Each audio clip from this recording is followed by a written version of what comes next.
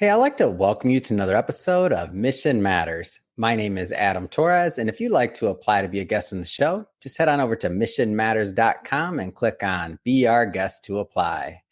All right, so today is a very special episode. We are welcoming back Janet Chehaki. She is the founder and CEO over at Jansen Communications and a return guest. Janet, hey, I just want to say it's been way too long. I'm so happy and thrilled to have you back on the show. I think the Chiefs have won 2 Super Bowls in the time since we did this. Oh my gosh. Well, I'm really looking forward to really catching up with you and seeing how it's been. I know our topic today, workplace transformation for the 21st century. You have a white paper that just came out. I mean, we got a list of things I want to go through with you. Also, I understand are going to be working on the Museum of Creative Beauty. So we'll talk about that as well. And their immersive environments. I mean, groundbreaking work here, and really just comes full circle. And for those that don't know what that means, you will soon. But Janet, we will start this episode the way that we start them all, with what we call our Mission Matters Minute. So Janet, we at Mission Matters, we amplify stories for entrepreneurs, executives, and experts. That's our mission. Janet, what mission matters to you? I love that question. So here at Jansen, our mission matters can be summarized in 3 words: delivering smart solutions. And that is what fuels us. That is what inspires us. That's what sets the bar for us. You just can't deliver. You got to deliver smart, and you've got to solve. Yeah. Well, great having you back on, and love bringing mission-based individuals on the show to share, why they do what they do, how they're doing it, really what we can all learn from that so that we can all grow together. And I guess just to get us kicked off here, I don't want to assume we've been very blessed, and, the show's grown over the years. And I don't want to assume that all of our new listeners and viewers have maybe caught some of our previous work together. So maybe just let's go a little bit further back in your career. So how did you get started as really an entrepreneur and in the business? I think we have to actually start with where we are right now. This year, April of this year, Jansen celebrated its 25th anniversary. And I kind of pause on that for a minute because it's quite a staggering achievement. And I give God all the glory and great people that you put yourself around. It's amazing, by the way. Amazing. Especially, Adam, that by year 20, more than 60% of women-owned small businesses are no longer in existence. And so now you don't get to 25 and say, we've made it. You get to 25 and say, we got to keep going. So 25 years ago, I had a partner at the time. We started the business, a business partner, Jeff Lawson, and we started and amicably parted ways after a few years. But we started in aerospace, which was the market we really knew, but I always wanted to get to defense. Why? Maybe a lot of the reasons because of that wonderful lapel pin you're wearing, which is the American flag. I think without serving in the military, I wanted to give back. I'm a big believer of what that flag represents. I'm a big believer of national security. I'm a big believer of sacrifice. And I love what the military has stood for. And so thankfully, back in about 2006. And so what we did was, how can you use the full spectrum of communications? You want to amplify stories. What we want to do is we want to have their story drive engagement, right? Whether it be with soldiers downrange, whether it be with their families or their airmen or sailors or whomever, whether it be with Congress, whether it be with the media. And then, by the way, in 2010, we were asked for, at the time, a 4-star command in the military, in which if anyone knows anything about the military, when you're working at 4-star levels, that's pretty high up. Yeah. We were asked, can you brand a building? Brand a building. And I'll never forget saying, well, if you're talking about putting some pictures on the wall, we're not in.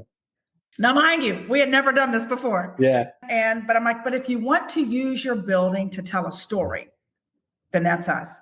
And now today, 13 years since then, I would say our workplace transformation, our facilities modernization is our fastest growing swim lane. Use your building to tell a story. So we're going to go much deeper into that, especially with the white paper and everything else that kind of we have on the agenda. But before we do, I want to stick in those early days a little bit longer, because I know you're humble, and I know, to say the 25 years mark, first off, that's amazing. But the second part of that is to think about the industry, maybe let's say that tradition that has been more of a male dominated industry, just military and otherwise. And then, some things have changed, but also as a civilian from the outside and working within that environment, which can, not always be the easiest. And what would you attribute to maybe some of your success in being able to thrive as a woman-owned business in that environment? You've got to be driven. Yeah. You've got to be driven. You've got to, I think you have to, there's an old saying, know your role and slow your roll. And I couldn't pretend that I had served in the military. And so that I never even thought of using that card. And I also didn't want to kind of flaunt my way to the top. I wanted to earn my way to the top. And I wanted Janssen to earn its way to the top. It took us longer because I didn't have the club card. And I mean by that is I didn't have the buddies that I went to West Point with or the Naval Academy. So what I did was I retained a very successful, loving, smart, wise, retired colonel that came out of DOD Army acquisition. And I'll never forget, I said, Mark, teach me everything I need to learn. And it was several years of working together. It was listening to Mark. It was asking him a lot of questions. It was being patient when I was ready to kind of run. He said, got to keep walking. So I think the most important tribute is your performance. You have to perform and perform on the mission. And if you can perform on the mission and be patient and embrace their mission, national security and support for the warfighters and the various echelons of space, air, and land, and all that they go through, then I think you can do well.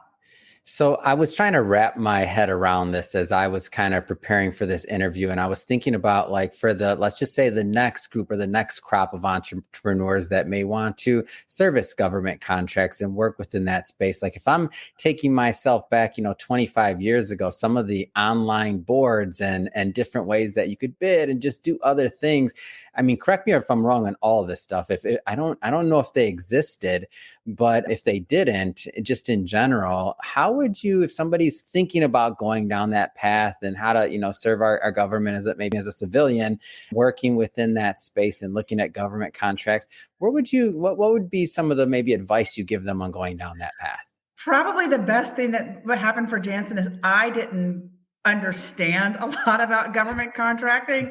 And so I never really wanted to act like that typical government contractor. And there were times where I think contracting officers were like, I really wish she knew more about this. They no longer say that, but I think there was a time when they did.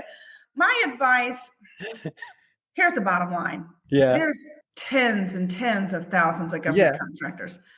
There's more acronyms out there than you know what to do with. I wouldn't focus on being a government contractor. I would focus on being a solutions provider. And if the government contracting world happens to open up to you, then get the right people like a Mark Flavin or a Rosemarie Floyd. Get the right people around you that understand government contracting and will teach you. Don't act like you know it because it's a complicated world. But once you know it, and like I know it really well now, I can help a client navigate. I can help a government client, navigate to getting to us.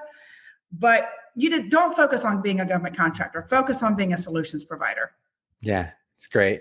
Great advice there. So I want to spend a little bit of time here, by the way, because for everybody that's been watching this show for a long time, I love books and I love promoting authors and I love promoting people that have written books and have them out there. So I know your book, so Chapter 11, Facing It, I did too. And by the way, for everybody watching this, we did a deep dive on this book in one of our previous interviews, myself and Janet, and we'll put a link to that in the show notes so that you can reference that full interview and deep dive into the book as you like. But for today, Janet, I want to touch on it and keep it a little high level. But what inspired that book?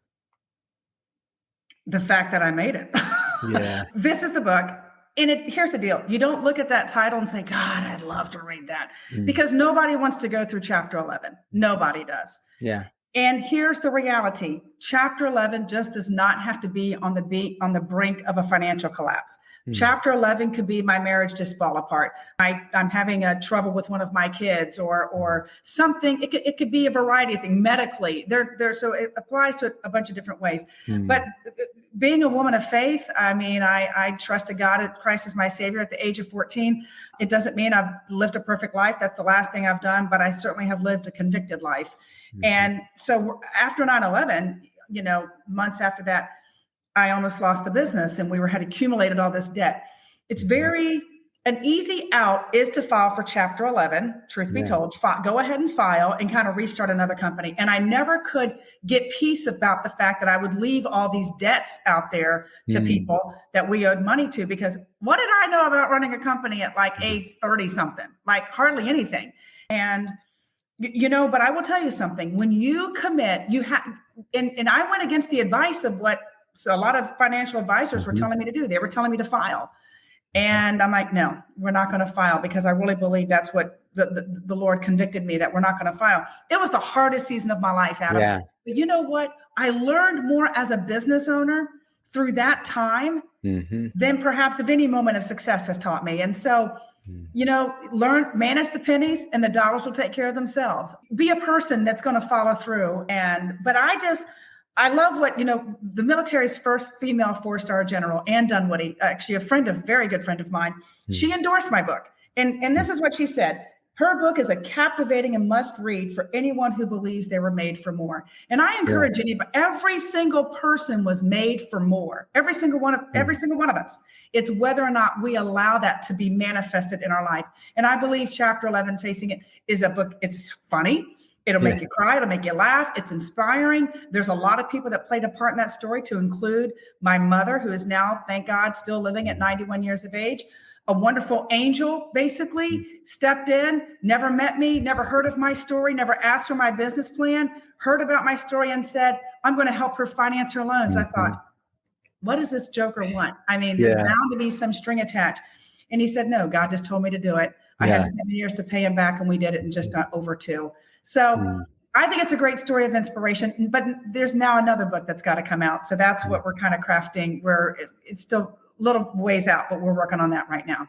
That's great. I'll admit it's been a little bit since I've read it, but I remember a couple of things when I did read it, and that was and just the feelings it left me with is, to me, I feel like there's these moments in time where God lets us kind of go through some things and to test our character, to see how we're going to deal with them, especially to see if we're going to be able to handle maybe some of the other good things that he has up and ahead of us. So as I see the growth of Jansen and all the other things that you've done, just obviously playing hindsight being 2020, right? It's like, could you have handled all that additional responsibility and growth and all those other things that like you now have on your plate, had you not had to grow as a business leader, as a person, possibly in faith? I won't speak on that part. I'll speak on my own part and say I've been tested many times like that in my own faith. It had to grow over time. But that being said, it's kind of like you were in the valley for a bit there, and you made your way out. And it was one of those things that, like, as I remember, the feeling of the book was like, it just was an affirmation to myself that, God's with us, and that we're not in this by ourselves, right? No, and he oftentimes will send the most unlikely resources or the most unlikely people to come Isn't that funny? In your journey to help you. And I never would have experienced any and all of that. So it was the hardest season of my life, but you're right. It has made me a stronger person, a better person. Where did that come from? Right. That's what I always ask myself. Where did that come from? Okay. Thank you. Right. Exactly. But I will tell you, you don't get to 25 years on your own. You've got to look around. You go look at all the men and women that have helped along the way. And so there really is a success of a lot of people. I'm just blessed to be a part of it. Yeah, absolutely. That's amazing.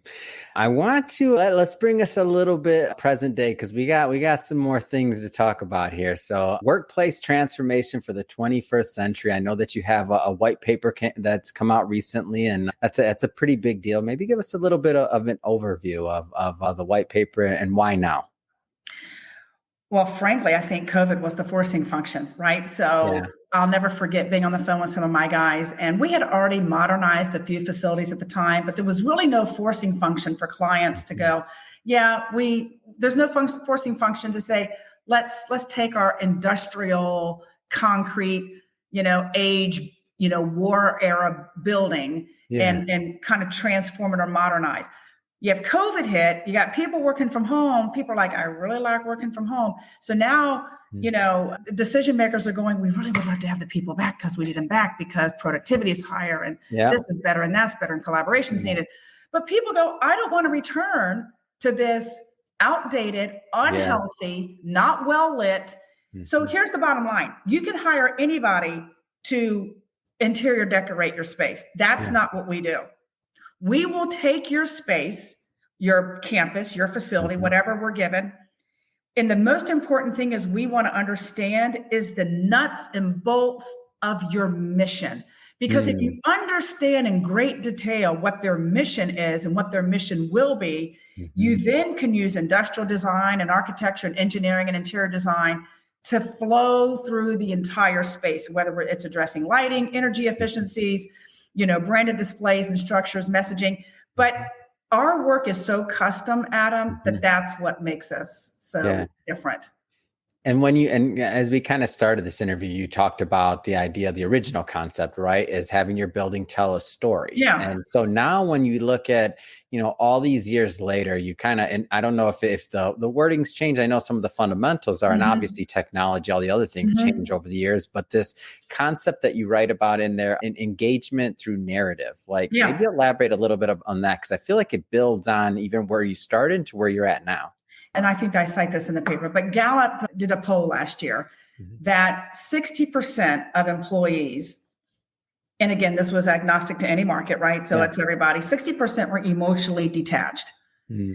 And so can you use your facility and or environment to help drive attachment?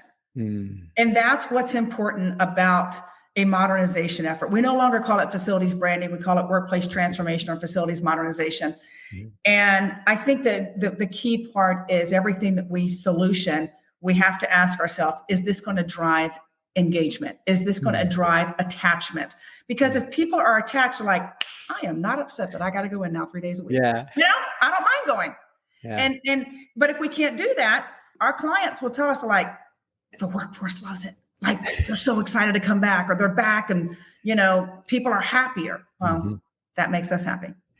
And so this idea, just to make sure I understand the concept, to take it a step further. So engagement to driving engagement and that attachment, it's making somebody want to come to work. Can you maybe, for those that I'll give you an example. So when I remember when I just started, out of college, I remember I'd go to, the cubes. We just had these rows of cubes and it was this and that. And I can't say that was this amazingly transformed. I can't say that made me want to go to work. Not to pick on anybody that's out there in a cube, by the way. I'm not saying anything wrong, but I just mean in general, I don't remember being like that. Well, so it's a little hard for me to imagine.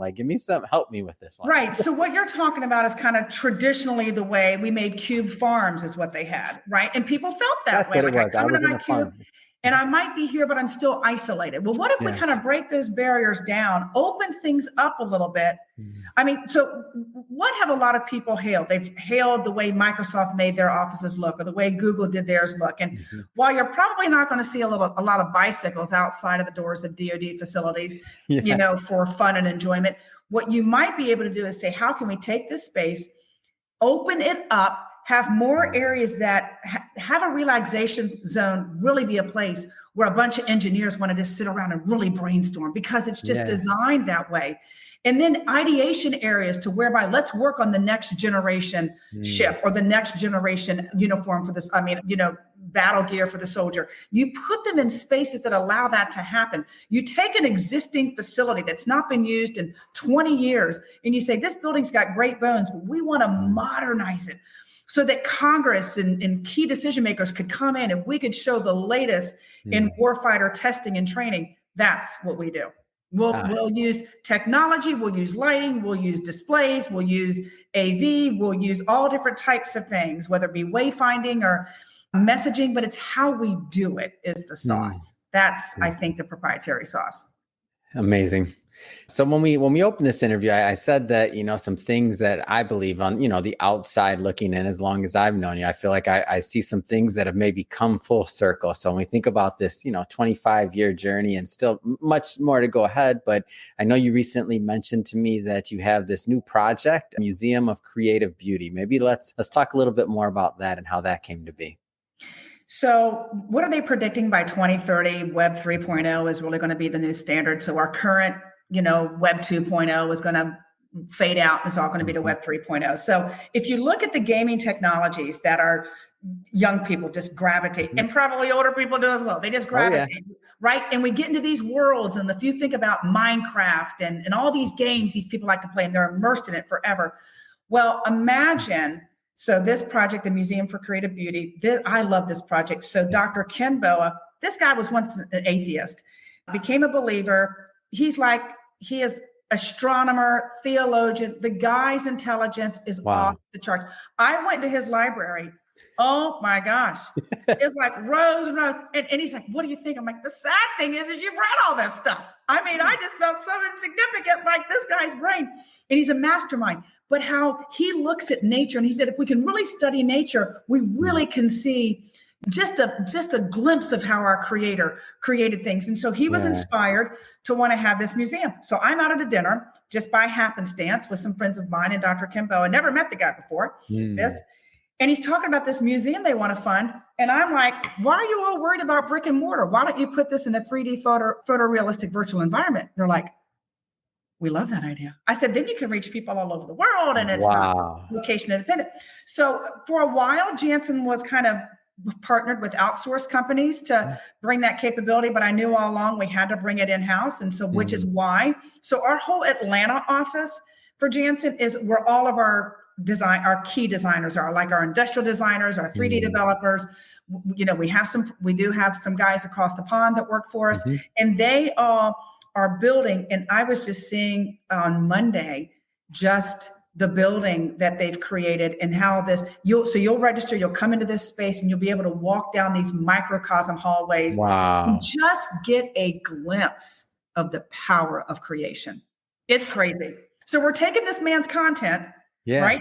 They've given us all, he and this scientist team have given us all this content that would make mine and your head spin. And our teams are then creating it in 3D, and you'll move through. It's going to be self-guided. So you'll register, you'll be able to go through the museum, and then we'll just keep adding more galleries.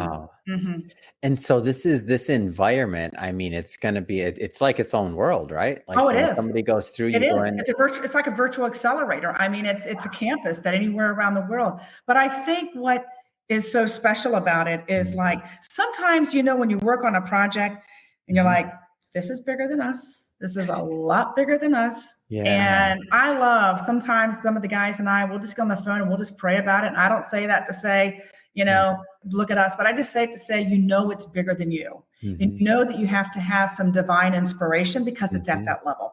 And there's certainly been some military projects that have done the same thing to us, but I believe they're going to try to roll this out the fall of this year. Again, it's the Museum of Creative Beauty, Dr. Ken Boa. Amazing, gifted individual. Wow. And did I hear Atlanta office? I don't know. Is that newer, or I can't keep up with you, Janet. Is that newer? I heard Atlanta office. It is. I was in Atlanta for like 2 months last year, helping Stefan and I got that stood off the ground. And I'm like, all right, we're going to build it and pray that they come. And we're almost at capacity in that office. We have an office right outside of the perimeter. You know, if you're in Atlanta, you're either in the perimeter or outside of the perimeter. I didn't realize that acronym meant a whole lot, but we're right outside the perimeter there in Atlanta, and it's a great team. We're close to the Savannah College of Art and Design, which was important to us. We wanted to be close to Georgia Tech. And then in Atlanta, you can fly anywhere in the world, almost direct on Delta. So that made sense to us as well. And you know, I cannot let you off the line with what you dropped a minute ago without digging in a little bit further. You mentioned a new book that you're working on. I know you said it's not done already, but you got, what's some of the content? What can you tell me? I mean, I'm not holding you to this, but you can't just squeeze that one in without maybe expecting me to dig a little. I think our world is so blessed with, you know, you go onto Amazon or you go to your favorite bookstore and there's just book after book on business and practice. But I'm a simple math kind of person. And I don't claim that after 25 years in business, and before that, I worked at a commercial aerospace company for 10 years. I don't think that, you know, makes my slice of pie any better. I just like to give things in snackable ways so that people can go, I can do something with this. So years ago, I came up with the 3 pillars that are necessary for growth, which are strategy, structure, and story. So this book is going to be a business book. And I'm a snacker. Like I could snack all day. Like I don't even have to eat a major meal. I could just snack all day. And so I think it's going to be something along the lines of grab a snack and let's talk business. And it really is designed to have I want it to be inspirational. I want to give some nuggets of hopefully helpful information that I've learned over the years or that I've experienced over the years, but it's totally a business book. Yeah. Julie, I know maybe you're seeing this, you see it later. Let me know when this thing comes out, because I need a copy. You're going to know well before it comes out. Oh, fantastic. Well, Janet, first off, it's been great having you back on the show and great to catch up and see all the growth. And I'm just thrilled. I mean, 25 years, again, congratulations. So blessed. That being said, I mean, what's next? I mean, what's next for you? What's next for Janssen? It's great to be with you, my friend. You know, it's very impressive, the organization that you and your colleagues have built there at Mission Matters. And I don't just say that. I really do mean it. I love being engaged with other passionate leaders, and you are certainly one of them. What's next? I was telling Julie earlier today, and Julie is our operations director here at Janssen, is you can see the next mountain that needs to be climbed. And to me, it's very inspirational. It's not overwhelming. And I get inspired by that. And so I believe that our work, you cannot settle when you win a Super Bowl. You have to get back up the next season and you have to say, what do we need to do to ensure that we remain the most sought after? And a lot of organizations put a bunch of narrative, fancy words around them. And to a lot of organizations, it means something, but to some, it's just words. And to us, it has to mean something. So if I say that I want Janssen to be the most sought after, what I see us doing is I see us going deeper in the markets that we're in. I don't like to retreat from the clients that we have. They're wonderful people. And they're probably like our biggest salesmen because our work speaks for itself, but it's about relationships. So Janssen will continue to be in markets because we thrive on that client relationship. Only because we love being with clients that are mission focused. They are motivated by the mission. If they're not motivated by the mission, we're probably not going to be the best partner for them. I think you're going to see, personally, I believe with our workplace transformation, I believe clients are going to be waiting for Janssen. I believe just like if you want to wait for the new Cadillac Lyriq, you got to wait like 18 months to get your Lyriq. And I'm not saying I'm waiting for one, but I think clients are going to be like, we have seen their work. We love it so much. If we have to wait 12 months, 18 months for them to take on our campus or facility, that's what's going to happen because that's how good our team is. That's how good our work is. On the strategic communications and public affairs side, I think that we're going to continue to hold the steady there. It's our core business. It's where we started. But look at how even AI and other things are, manifesting the way that we communicate. So I think we're going to have to stay on the pinnacle with that. So for example, right now, organizations can buy like a suite, like a Cision software or a Meltwater, and that does their data pulls. Well, we're developing our own dashboard. We want to have our own custom dashboard that will then consolidate all these data pulls and put it into like a gorgeous dashboard like these fancy cars have. So I told the guys, I'm like, listen, if Mercedes can do it, we can do it. So we're working with our guys across the pond. I think we'll be rolling out our custom dashboard later, early fall. And why? Let me tell you real quick why. Yeah. If you're not measuring what you're doing, then you're just doing. And you have to measure effectiveness. You have to measure impact. And if you're getting the right impact, but in the wrong audience, then you got to pivot. Or if you're not getting the right impact by doing the same thing over and over again, then you've got to make some changes. And just like we use dashboards on our car. And we use those dashboards to make informed decisions. Oh, I need to do this. My car is telling me to do that. This is what our customer dashboards, because I frankly, we couldn't find one on the market that was good enough. Decided to have our development team build our own, and that's what we're doing. Oh, I love it. I love the innovation. I love that you keep on pushing. You keep on thinking of new ways to innovate and to serve more clients and to, deliver on your current value proposition and even maybe exceed expectations to your current clients while continuing to figure out how to do more. I mean, that's what keeps me in the game, Janet. I talk to individuals like yourself and I'm like, I can't rest. How can I rest when I get pumped up after a conversation with you? I'm like, what else can we do? What more? A good preacher said one time, I don't want to die early. I want to die empty. And I'm like, I'm going to borrow that quote. When I go, I want to go empty, having done what I believe that we were put here to do. Oh, it's great. So Janet, if somebody's watching this or listening to this and they want to follow up and they want to learn more and kind of look under the hood over at Janssen, what's the best way for them to connect? Well, we'd love to connect with you at Janssen, and you can find us online at jansoncom.com, jansoncom.com. That's the best way. And there you can find a link to our support email, and it comes right to us, and it comes right to Julie, who's right beside me. So awesome. I know about it pretty quickly, and we'd love to have people connect. Very much so. Yeah, and Julie's awesome. So I love working with her as well. Are you kidding me? Yeah. Awesome. Yep. She's one of a kind. That I can tell you. So we'll be putting for the audience, we'll be putting all those links and things like that in the show notes. So you can just click on the link, head right on over, check out Janssen. We'll put the link, of course, to Janet's book as well in the show notes. So you can pick up a copy of that. Highly recommend it. And speaking to the audience, if this is your first time with Mission Matters or engaging in an episode, we're all about bringing on business owners, entrepreneurs, and executives and having them share their mission, the reason behind their mission, really what wakes them up in the morning, like what fires them up to get out there into the marketplace and into the world to make a difference. If that's the type of content that sounds interesting or fun or exciting to you, we welcome you. Hit that subscribe button because we have many more mission-based individuals coming up on the line and we don't want you to miss a thing. Janet, has been so much fun catching up with you. Thanks again for coming on the show and can't wait till the next time we get to do this. Likewise, my friend. God bless you. Take care.